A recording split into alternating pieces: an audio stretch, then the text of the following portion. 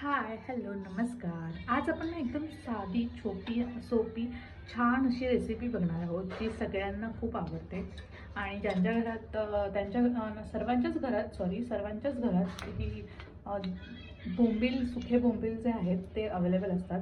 त्याच्यापासूनच आज आपण ही रेसिपी बनवणार आहोत. तर मी इथे एक तवा ठेवला आहे, त्याच्यावर मी एक पळी तेल घातलं आहे आणि तेल तापायची वाट बघूया आपण. तेल तापल्यानंतर ना मी याच्यामध्ये घालणार आहे हा बारीक चिरलेला लसूण.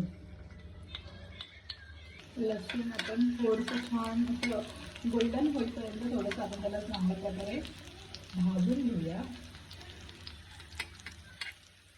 आणि त्यानंतर ह्या रेसिपीचा मेन जो हिरो आहे ते आता येणार आहे, ते म्हणजे हे आहेत बोंबील.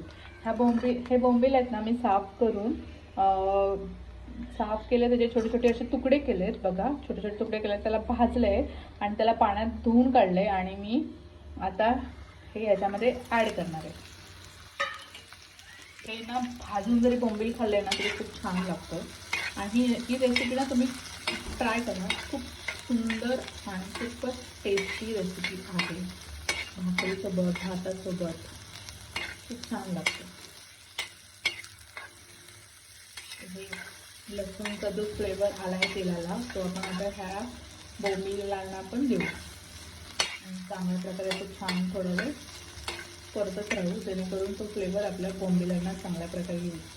थोडा वेळ राहू द्यायचं, छान कुरकुरीत होईपर्यंत.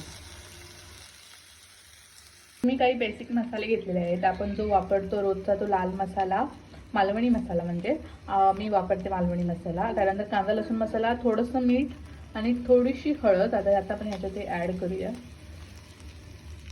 चांगल्या प्रकारे ढवळून घेऊया.